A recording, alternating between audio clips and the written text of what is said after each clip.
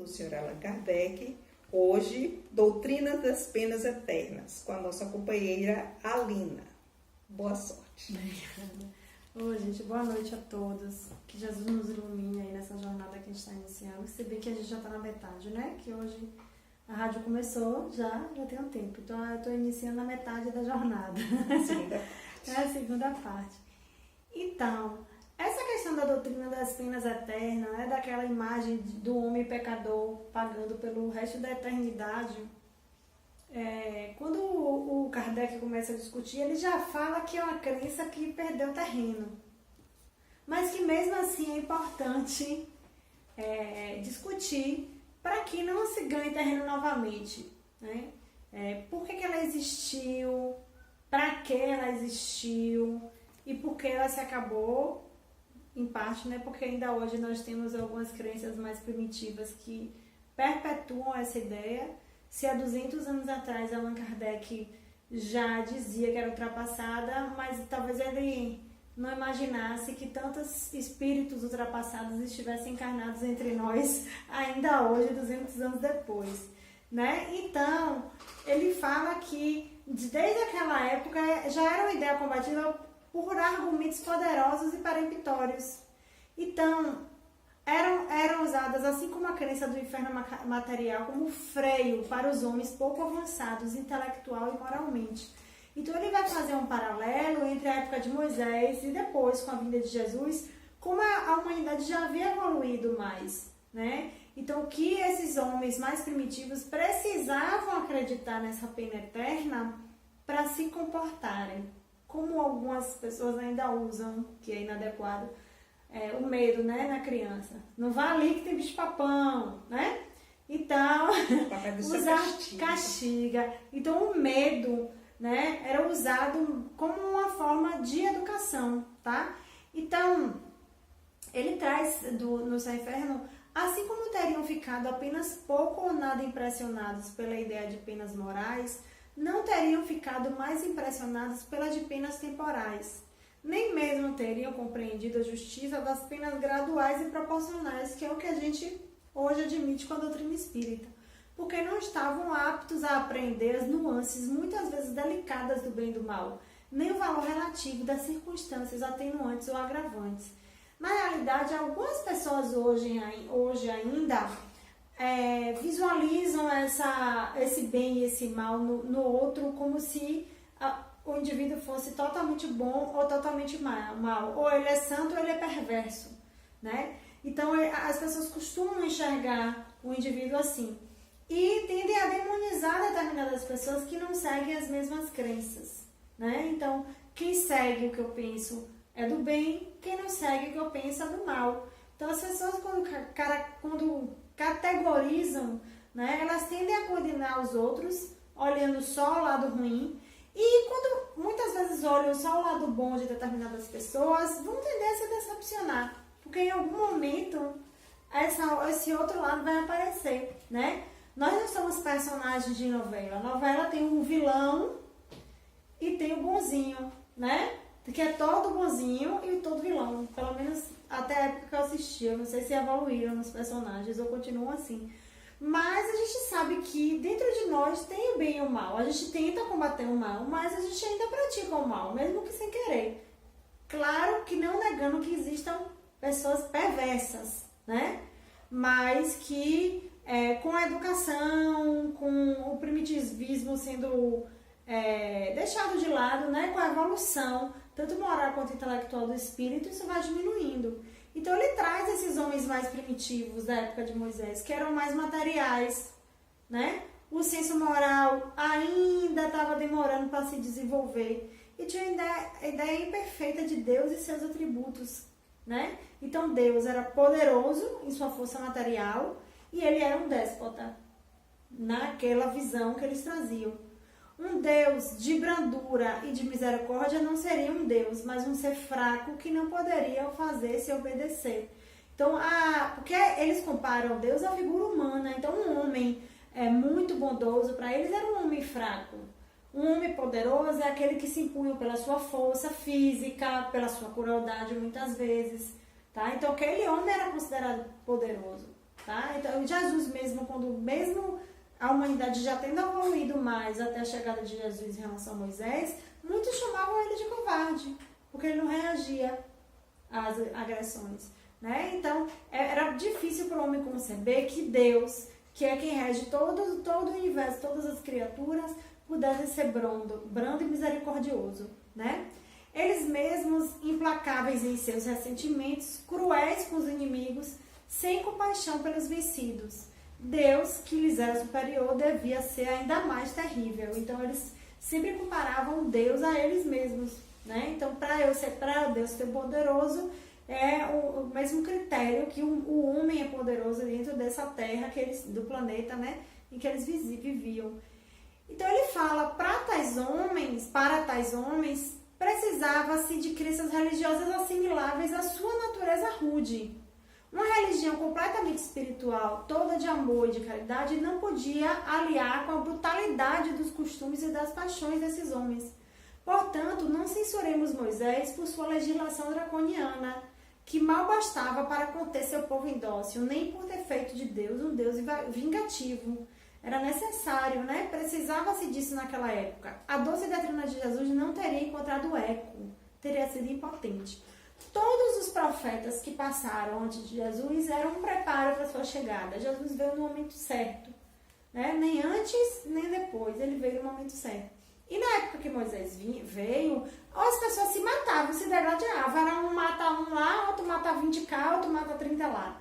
Então, quando ele traz o olho por olho, dente por dente, pelo menos já era uma evolução do que existia. Porque era assim, se matou um, tudo bem, matou um de sua família, você mata um só, não mata a família inteira lá do outro lado. Já, pelo menos já apaziguava um pouquinho os ânimos, né? Então, se roubou, corta a mão, se furou um olho, né? Se o que você fez alguém perder a visão, você vai perder seu olho, né? Então, tentava pelo menos dar um limite à violência e à barbárie que existia. Então, Moisés já foi abrandando esse povo, educando esse povo para a humanidade ir evoluindo. E quando chegasse Jesus, já existisse um preparo para as ideias que Jesus trouxesse. Senão, Jesus, antes mesmo de conseguir manifestar tudo que ele manifestou, que em poucos anos que ele viveu entre nós como, né, Messias, divulgando a Boa Nova, já se propagou pelo mundo inteiro a ideia de Jesus, né? Então, e como um revolucionário. Então, os espíritos que estavam habitando a Terra foram se desenvolvendo, né? Aí ele fala, né, no Céu e Inferno, o véu material dissipou-se pouco a pouco. Os homens tornaram-se mais aptos a compreender as coisas espirituais. Mas a gente tem que ver isso como um processo bem gradual, né? Então, pouco a pouco, o materialismo, né, e a barbárie foram diminuindo e o homem foi mais capaz de compreender isso. Claro que a gente sempre vai ter uma mescla, né, em graus evolutivos de espíritos aqui. Então, até hoje também a gente ainda tem os que vivem naquela barbárie de muitos séculos atrás, de milênios atrás, né? Então, quando Jesus veio, ele pode anunciar um Deus clemente, falar de seu reino que não é deste mundo e dizer aos homens, amai-vos uns aos outros, fazei o bem ao que vos odeia. Olha, a lei era olho por olho, dente por dente. Então, se alguém vem e te fere, você vai e fere. Do mesmo jeito, com a mesma intensidade. Aí Jesus vem e fala, não, se te ferir, perdoe. E por dia até 70 vezes 7. Então, para eles já era revolucionário. Mas alguns, né, já tinham o potencial de compreender e de aceitar isso no coração. Porque a gente hoje aceita na mente. Muito mais do que no coração. As leis que Jesus trouxe, os exemplos que ele trouxe, é natural falar de Jesus. Mas na hora de praticar, esse coraçãozinho que você falou, a gente ainda não preencheu com Jesus. Ainda está vazio muitas vezes. Em alguns aspectos a gente ainda consegue evoluir, né, e praticar, mas outros não. Então, aí, como a humanidade está preparada para receber cada mensagem? Na verdade, Jesus, no aspecto moral, em maioria dos aspectos morais, ele conseguia falar diretamente e claramente e as pessoas entendiam. Mas muitas coisas Jesus teve que deixar para a posteridade. que ele falava através de parábolas por causa disso. E ele falou do Consolador Prometido, que viria depois para esclarecer, né? Por quê? Porque a gente também naquela época não tinha a capacidade e o potencial de compreender tudo. E olha que ainda hoje, mesmo com o Espiritismo, que Kardec trouxe, não foi ele, né? Ele pegou a obra e... como é que não? Codificou, né? Mas que não é dele, não é algo dele. A gente, cada vez que lê as obras, a gente vê que a gente ainda sabe muito pouco e compreende muito pouco. Tem obras que a gente pega, por exemplo, vamos pegar as de Chico, mais atuais, A Evolução em Dois Mundos, você entende metade, o resto, né, vai depender da nossa capacidade intelectual e científica, né, na área que você é mais desenvolvido. Então temos muito ainda a entender, né, então a evolução ainda é muito pouca, tá? Mas em relação à época de Moisés, a gente fala muito que o mundo tá horrível, né, a gente fala o mundo tá horrível, muita violência, o ser humano tá cruel, tá indiferente, tá frio. Mas se a gente pensar nessa época de barbárie, o mundo evoluiu sim, né? Só que hoje a gente tem muito mais acesso à informação, a gente sabe as coisas que acontecem ao nosso redor, muito mais, e longe de nós, né? Com muito maior facilidade. E a gente tem um senso moral maior para perceber que aquilo é cruel e sentir isso como algo ruim, que antes era natural. Tá? Então, mesmo que algumas questões ainda estejam naturalizadas, a maior parte não. Então, você vê um ato de violência na rua, você não acha, isso, vai, bata nele mesmo que ele merece. É poucas pessoas que a gente vê esse tipo de atitude, de louvar a violência, por exemplo, né? Então, a gente tem uma diferença entre as almas dos tempos de Moisés e as almas do tempo de Jesus. E aí Kardec traz essas almas, então, se a gente pensar nas penas eternas, aqueles homens do tempo de Moisés e os homens do tempo de Jesus foram recém-criadas, porque a pena eterna pensa na unicidade de existência. Você encarna uma vez, aí a depender do que você fez ou não, ou se arrependeu ou não antes de morrer. Se você se arrepender antes de morrer, que eu ouvi isso inclusive de uma pessoa de uma igreja aqui, eu conversando, se você se arrepender antes de morrer, você é perdoado, seja o que é que você tenha feito. E aí você vai para o céu, né? E se você não se arrepender, você vai queimar no fogo eterno. No mármore do inferno. Não, vai pro mármore do inferno. Então, assim, aí quando ele vai analisar, a gente vai ver vários argumentos, mas pense que Deus justo é esse, que faz com que você, por exemplo, nasça numa família que tenha condições de te dar educação, valores morais, né? Te acompanhe o crescimento, te dê oportunidades, e fique fulano nasça, não tem essas oportunidades, cresça ao redor de um lugar violento, todo o ambiente social que propicie essa atitude dele, esse jeito de ser que pecador, né, como a gente classifica, e aí você morre, ele morre, e você que teve todas as oportunidades e facilidades vai para o céu e ele vai para o inferno. Né? Então, como é essa justiça do Pai, tá? Então, ele fala que essas almas do tempo de Moisés e a do tempo de Jesus eram as mesmas almas que, depois de terem vivido sob o império da lei mosaica, tinham, ao longo de várias existências, adquirido um desenvolvimento suficiente para compreender uma doutrina mais elevada e que hoje estão suficientemente avançadas para receber um ensinamento ainda mais completo, que aqui ele fala do Espiritismo, né? Ainda assim, o Cristo não pôde revelar a seus contemporâneos todos os mistérios do futuro. Que ele falava assim, teria ainda muitas coisas a dizer-vos, mas não as compreenderíeis. É por isso que vos falo por parábolas, né? Então, ele era mais explícito no que eu falei, no que se referia à moral, mas sobre alguns outros pontos ele se limitava a semear, sob forma alegórica, os germes do que deverá ser desenvolvido mais tarde. Então, quando Jesus trazia esses temas, um dos temas que eles falam é essa questão da pena e recompensa futura, seria muito difícil, numa cultura em que se acreditava nesse fogo eterno, nessa punição eterna, ele implantar essas ideias atuais que a gente tem. Então, ele muitas vezes ele falava por alegorias, e não se demorava, não se detinha muito nesse discurso. Então ele vinha traçar aos homens novos deveres, a caridade, o amor ao próximo, substituindo o espírito de ódio e de vingança, e a abnegação substituindo o egoísmo. Já era muita informação, tá? Ele não podia racionalmente enfraquecer o temor do castigo reservado aos prevaricadores, sem enfraquecer também a ideia do dever. Naquele momento, não era possível, porque se ele enfraquecesse o temor do castigo, a ideia do dever também desapareceria. E aí um trabalho que já estava sendo feito ia ser desmanchado, né? Então ele prometia o reino dos céus aos bons, esse reino era, portanto, proibido aos maus. Para onde iriam eles? Era preciso uma contrapartida de natureza a impressionar as inteligências, ainda demasiado materiais, para se identificarem com a vida espiritual. Pois não se deve perder de vista que Jesus se dirigia ao povo, a parte menos esclarecida da sociedade, para a qual se precisava de imagens de algum modo palpáveis e não ideias sutis. Então era algo que você consegue imaginar e visualizar. As ideias muito sutis, para aquela população que não tinha ainda o nível cultural para compreender, era mais difícil. É por isso que ele não entra a esse respeito em detalhes supérfluos.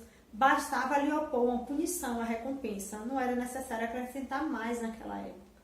E não é à toa também que hoje se fala tanto no instruí-vos. Para a gente ter a capacidade de compreender a mensagem, a gente precisa desenvolver também o intelecto. Junto com a moral, nós precisamos desenvolver o intelecto. Porque olha como os valores morais evoluíram também. O que antes era uma lei moral, hoje já mudou. Então, para que a gente possa compreender essa mudança, é muito difícil você ter uma fé real em algo que você não compreende. Você acreditar que aquilo é uma lei mesmo que você deve seguir, sem você compreender. Porque aí vira um fanatismo, que não é o ideal. Hoje a fé raciocinada é o que a gente mais prescreve, né? Então, se Jesus ameaçou os culpados com o fogo eterno, ameaçou-os também de serem jogados na Gena. Gina, não sei falar certo, tá? É Gena, que é da linguagem dele lá. Ora, o que era esse lugar? Um lugar nos arredores de Jerusalém, um vale onde se jogavam os imundícies da cidade. Seria preciso, então, tomar também isso ao pé da letra? Era uma dessas figuras enérgicas com auxílio dos quais ele impressionava as massas.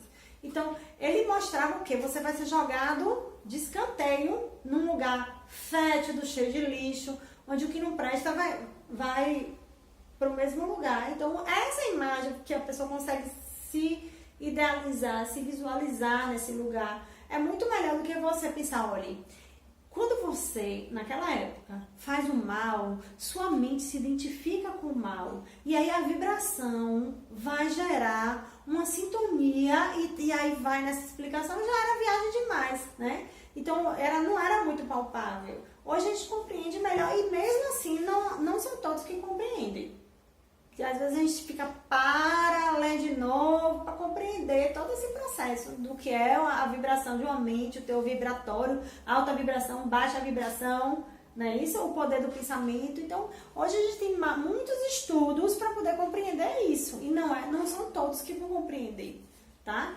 Então, ocorre o mesmo com o fogo eterno. Se seu pensamento não fosse esse, estaria em contradição consigo mesmo, exaltando a clemência e a misericórdia de Deus, pois a clemência e a inexorabilidade são contrários e que se anulam, né? Se Deus é clemente, como é que ele vai lançar alguém ao fogo eterno? Então isso já contradiz o discurso, né? Seria enganar-se estranhamente sobre o sentido das palavras de Jesus, ver nelas a sanção do dogma das penas eternas, enquanto todo o seu ensinamento proclama a brandura do Criador. Então, ele cita a oração dominical, né? Ele fala do perdoar as nossas ofensas, como perdoamos a quem nos ofende. Ele traz isso. Né? Depois eu vou falar também que, se a gente chama ele hoje Deus de Jesus, Deus de Pai nosso, Pai, né? Então, a gente se colocar no lugar desse Pai também, a gente vai questionar essa questão da pena eterna. Então ele ensina, perdoar as nossas ofensas como nós perdoamos aqueles que nos ofenderam. Se o culpado não tivesse nenhum perdão a esperar, seria inútil pedi-lo. Mas esse perdão é sem condição, É uma graça, uma remissão pura e simples da pena incorrida? Não. A medida desse perdão está subordinada à maneira pela qual tivermos perdoado. Ou seja, se não perdoamos, não seremos perdoados. Deus, fazendo do esquecimento das ofensas uma condição absoluta, não podia exigir que o homem fraco fizesse o que ele, onipotente, não faria. Então, o que é que ele está dizendo? Nessa oração que Jesus nos ensinou, a gente ensina que o homem deve, para ser superior, perdoar o irmão. Então, Deus não é capaz de nos perdoar? Né? Então, a oração dominical é um protesto diário contra a eterna vingança de Deus. Então, ele fala, no pensamento de Jesus, o fogo eterno podia ser apenas uma figura. Pouco lhe importava que essa figura fosse tomada ao pé da letra, se devia servir de freio. Ele sabia bem que o tempo e o progresso deviam encarregar-se de fazer compreender seu sentido alegórico, sobretudo quando, segundo sua predição, o Espírito de verdade viria a esclarecer os homens sobre todas as coisas. Né? Então, hoje a gente sabe isso. O caráter essencial das penas irrevogáveis é a ineficácia do arrependimento. Né? Então, quando a gente fala que não adianta se arrepender porque é irrevogável. Né? Ora, Jesus nunca disse que o arrependimento não encontraria graça diante de Deus. Em todas as ocasiões, ao contrário, ele mostra a Deus clemente, misericordioso e pronto a receber o filho pródigo que voltou ao lar paterno. A gente lembra da parábola, né? E ele fala das ovelhas perdidas também, né? Que a gente resgata, que o pai, né, fica feliz sempre em resgatar essa ovelha perdida, tá? Então, não mostra Deus como um ser inflexível, a não ser para o pecador endurecido. Mas se tem um castigo em uma mão, na outra tem sempre o perdão pronto a se estender sobre o culpado, tão logo esse volte sinceramente para ele. Esse não é certamente o quadro de um Deus sem compaixão. Também deve-se observar que Jesus nunca pronunciou contra ninguém, nem mesmo contra os maiores culpados, uma condenação irremissível. Ele nunca falou para ninguém que ia queimar para sempre no fogo do inferno. Jesus sempre dizia, não peques mais para não que aconteça coisa pior. Mas ele não dizia que senão você vai ficar pro resto da vida, pro resto da sua existência assim ou assado. E ele não julgava. A gente que julga muito, né? E como? Julgamos demais, apontamos demais o dedo. Criamos nossas próprias normas de dizer o que é perdoável e o que não quer, e o que não é, né? Como somos imperfeitos, como pegamos o que Jesus trouxe e deturpamos completamente, né? Então ele fala que as religiões antigas, os deuses eram guerreiros, né? Todas as religiões, então ele fala, o Jeová dos hebreus fornecia 1000 meios de exterminar os inimigos, né? Recompensava pela vitória, punia pela derrota. Então, existia aquela questão dos sacrifícios, né? Antigamente, matavam em sacrifício aos deuses, tá? Ele traz isso. E que os judeus tinham abolido o sacrifício humano, né? E os cristãos, apesar dos ensinamentos do Cristo, durante muito tempo acreditaram reverenciar o Criador, entregando por milhares as chamas e as torturas aqueles que denominavam hereges. Não é um sacrifício também?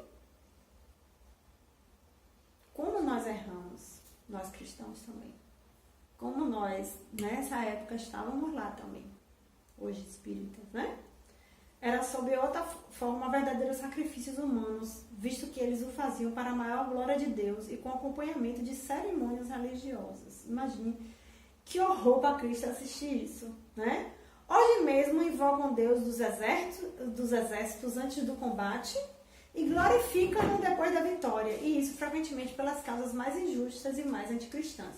Eu já vi também vídeo de corrupto recebendo propina e orando agradecendo a Deus pelo dinheiro. Então hoje, né, as coisas estão muito deturpadas.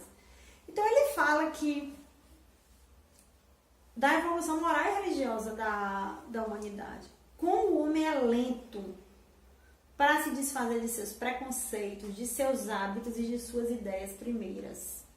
Então a gente, mesmo com a evolução religiosa, a gente guarda, eu vou dizer uma palavra assim, um ranço de outras encarnações do que nós éramos. Porque esses espíritos primitivos somos nós, alguns milênios atrás, né? Então evoluímos, mas ainda temos fixações em relação a antigas crenças. Aí eu lembrei do larga tudo e me segue. Porque quando a gente vê Jesus falando larga tudo e me segue, a gente pensa no bem material. Só que o que ele trazia de revolucionário exigia, para largar tudo e seguir ele, o abandono das velhas ideias e crenças. Que muitas vezes é muito mais difícil do que largar o bem material. Porque fica arraigado no nosso espírito. Às vezes a gente quer, mas aí pinta aquele primitivismo ainda e deturpa qualquer doutrina. Você começa a seguir uma doutrina, mas em determinados pontos você traz o que você acha. Porque ainda tem aqueles traços do que você vivenciou anteriormente. Ele fala 40 séculos nos separam de Moisés e nossa geração cristã ainda vê traço dos antigos usos bárbaros consagrados, ou pelo menos aprovados pela religião atual. Foi preciso o poder da opinião dos não ortodoxos, daqueles que são vistos como hereges, para pôr fim às fogueiras. Imagine os hereges, os não ortodoxos que trazem a verdadeira religiosidade, e fazer compreender a verdadeira grandeza de Deus. No lugar das fogueiras, as perseguições materiais e morais ainda vigoram. Tão enraizada está no homem a ideia de um Deus cruel. E aí, vamos para a nossa sociedade atual? O Brasil é o país que mais mata transexual no mundo. E sob o império de um valor moral, não é assim? Não é por isso que mata? Não é isso? O Brasil, também em relação ao negro, aos mais desprovidos, de bens materiais, como é que trata? Tá? Então, nós temos um discurso moral belo, mas ainda estamos vivenciando esse primitivismo que vivenciávamos há muito tempo atrás. E que sempre partiu muito mais de uma hipocrisia do que de uma crença verdadeira. Porque quando a gente vê aquela frase de Jesus, que quem não tem pecados atire a primeira pedra, ele deixa muito claro o quanto nós somos hipócritas. Totalmente hipócritas, porque a gente aponta muito o dedo pro outro, vê o argueiro, e não vê a nossa trave no nosso olho. Porque toda a moral evangélica, toda a moral que Jesus traz, não pede em nenhum momento para você vigiar o outro. Ele pede para você se vigiar. Não pede em nenhum momento para você transformar o outro. Ele pede até para levar a mensagem, mas pede para você se transformar. Mas aí as pessoas fazem o quê? Deturpam em uma falsa, como um exército de Jesus, Estou defendendo, E aí se toma como autoridade. Então o ser humano em um só vira juiz, executor da pena, Então ainda estamos nesse sentimento de barbárie, no lugar das fogueiras, perseguições materiais e morais ainda vigoram plenamente. Tão enraizada está no homem a ideia de um Deus cruel. Está. Eles falam que Deus é amor e bondade, mas na sua vivência do dia a dia, em nome de Deus, praticam violência, gente. O que é isso? Se não é esse primitivismo ainda. Só usam Jesus como argumento, mas vivenciam a crueldade no dia a dia. Então ainda temos seres humanos no tempo das barbáries ainda, Alimentado por sentimentos que lhes são inculcados desde a infância. Pode o homem se espantar de que o Deus que lhe apresentou como glorificado por atos bárbaros condene as torturas eternas e veja sem compaixão o sofrimento dos condenados? Então aquele senso crítico que ele falou que era natural lá no início, num ser humano como esse não vai existir. Então ele vai sim acreditar na pena eterna. Porque para ele, o Deus é capaz de queimar alguém, fazer espetinho, e botar no fogo, tá? Então sim, foram filósofos ímpios, segundo alguns, que ficaram escandalizados de ver o nome de Deus profanado por atos indignos dele. Foram eles que os mostraram aos homens em toda a sua grandeza, despojando-o das paixões e das fraquezas humanas que uma crença não esclarecida lhe emprestava. A religião ganhou em dignidade o que perdeu em prestígio externo. Pois se há menos homens apegados à forma, há mais homens mais sinceramente religiosos de coração e sentimento. E aí eu lembro de Paulo de Tarso, que lutava tanto para que o cristianismo mantivesse sua pureza e não se apegasse à forma. Que Jesus não se apegava à forma. Ai, fulano que é poderoso veio te ver, deixa ele lá, não tem nada com ele, né? Então Jesus não tinha esse apego, né? E Paulo também falava nisso, que ele levou aos gentios a mensagem de Jesus. E ele brigava muito, porque diziam que para estar com ele nas orações, nos momentos lá religiosos, tinha que ser circuncidado. E ele, não, por que isso? Né? Isso é só forma.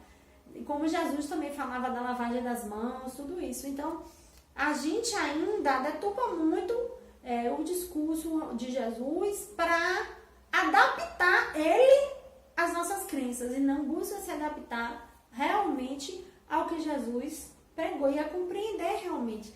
Sabe, destruir nosso interior, né? Tem uma música evangélica que fala disso, que ele fala, renova-me, né? Me destrói todo e me reconstrói, que é esse nosso objetivo mesmo, né? Que eu deixe de praticar o mal. Para que eu deixe de praticar o mal, eu tenho que me livrar de muitas ideias preconcebidas que eu tenho dentro de mim, para que eu seja puramente amor, bondade, doação, né? E aí, por não ter sabido pôr convenientemente as crenças religiosas e a harmonia com o progresso da razão humana, fez-se nascer em alguns o deísmo, em outros a incredulidade absoluta, em outros o panteísmo. Ou seja, o homem fez-se ele mesmo Deus, na falta de ver um Deus suficientemente perfeito. Já que cada um, é assim, né? Já que cada um faz Deus como quer, eu vou fazer o meu, né? Então, é aí que cria-se essa ideia de comparar-nos a Deus. No sentido assim, de Deus ter a mesma capacidade do homem. Ou colocar Deus como aquele velhinho, né? A gente torna Deus humano e não nós divinos. A gente precisa buscar o divino em nós, né? Então, ele fala que o principal argumento a favor da eternidade das penas é que entre os homens se admite que a gravidade da ofensa é proporcional à qualidade do ofendido. E a que é cometida contra um soberano, sendo considerada como mais grave do que aquela que atinge o simples particular, é punida mais severamente. Isso mais antigamente que tinha. Não sei se em alguma igreja mais primitiva se fala isso ainda, né? Deus é mais do que um soberano, visto que ele é infinito. E a ofensa a ele é infinita. Então tem que ter um castigo infinito. Era o argumento, né? Mas, o que acontece? Se os atributos de Deus, sendo infinitos, não são suscetíveis nem de aumento nem de diminuição, sem isso não seria infinito e Deus não seria perfeito. Então, se retirasse a menor parcela de um único de seus atributos, não se teria mais Deus, visto que poderia existir um ser mais perfeito. E o que Deus é? Único, imutável, imaterial, onipotente e soberanamente justo e bom. E infinito em todas as suas imperfeições. Se ele é soberanamente justo, soberanamente bom, como é que ele vai condenar alguém a uma pena eterna? E não dar a oportunidade da pessoa reaver seus débitos, né? Então, só um ser infinito pode fazer algo infinito. O homem, sendo limitado em suas virtudes, em seus conhecimentos, em seu poder, em suas aptidões, em sua existência terrestre, pode produzir apenas coisas limitadas. Então, se o homem pudesse ser infinito no mal que faz, ele seria igualmente também no bem. Então, ele seria igual a Deus. Mas se o homem fosse infinito no bem que faz, não faria nenhum mal, pois o bem absoluto é a explosão de tudo mal. Então, ele não é o que ele traz aqui. O homem não é infinitamente bom, o homem não é infinitamente mal. O homem tem o bem e o mal, né? Então, admitindo que uma ofensa temporária à divindade pode ser infinita, Deus, vingando-se por um castigo infinito, seria infinitamente vingativo. E ele é infinitamente vingativo, não pode ser infinitamente bom e infinitamente misericordioso, pois um desses atributos é a negação do outro. Se ele não é infinitamente bom, não é perfeito. E se não é perfeito, não é Deus, né? Então, é bem dos argumentos de Allan Kardec, essas análises que eles faziam. Então, ele traz também o argumento de que só o pecador que se arrepende antes de morrer sente a misericórdia de Deus. né? Imagine aí. Então, contrapondo isso, a gente pode citar o que eu já falei antes, pessoas nascem em ambientes sociais diferentes, com condições diferentes, de ideia de moralidade diferente, né? E a gente pensa assim, poxa, então uma criança que nasce e morre logo depois, sem ter nenhuma oportunidade de fazer o bem nem o mal, vai para o céu infinitamente. E alguém que viveu muito mais tempo e foi criado e teve as tentações e acabou caindo na tentação, vai infinitamente sofrer? Nossa, que injustiça nessa criação desse ser. Não é verdade? Então ele traz muito isso, né? Que a oportunidade de arrependimento deve ser maior do que simplesmente o curso de uma vida. Porque aí a gente vai ver a soberanidade da justiça de Deus. Se por uma falta temporária, que sempre é o resultado da natureza imperfeita do homem, e com frequência do meio que ele se encontra, a alma pode ser punida eternamente, sem esperança de atenuação nem de perdão, não há nenhuma proporção entre a falta e a punição, portanto não há justiça. Então, seja qual for a falta que você cometeu, se você cometeu uma falta contra Deus, né, cometeu um pecado, você vai, se você matou um ou você matou 1000, você vai queimar no fogo do inferno. Então, não pare de, se a pessoa, já matei, né? Então, a não ser que seja um extremo arrependido e se arrependa antes de morrer, pronto, aí vai pro paraíso, então deixa eu matar mais 10, depois eu me arrependo, como é isso, né? Então, isso aí fica torto, né? Então, ele não vai pagar proporcional ao que ele fez, eles vão queimar no fogo do inferno todo mundo junto, né? Então, se o culpado volta para Deus, arrepende-se e pede para reparar o mal que fez, é um retorno ao bem, aos bons sentimentos. Se o castigo é irrevogável, esse retorno ao bem é sem fruto, visto que não tem em conta o bem, não é justiça.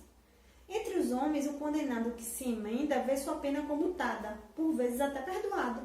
Logo, haveria na justiça humana mais equidade do que na justiça divina, não é verdade? Então, o prisioneiro que se arrepende, se comporta bem, tem a pena diminuída.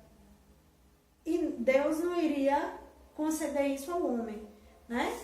Então, a gente teria que, no último suspiro, dizer eu me arrependo, para poder ser perdoado, tá? Então, a doutrina das penas eternas absolutas conduz forçosamente à negação ou diminuição de alguns atributos de Deus, tá? Então, não é conciliável com essa perfeição infinita de Deus, tá? Se Deus é perfeito, a condenação eterna não existe. E se ela existe, Deus não é perfeito. E aí, Deus é perfeito ou Deus não é perfeito? Né?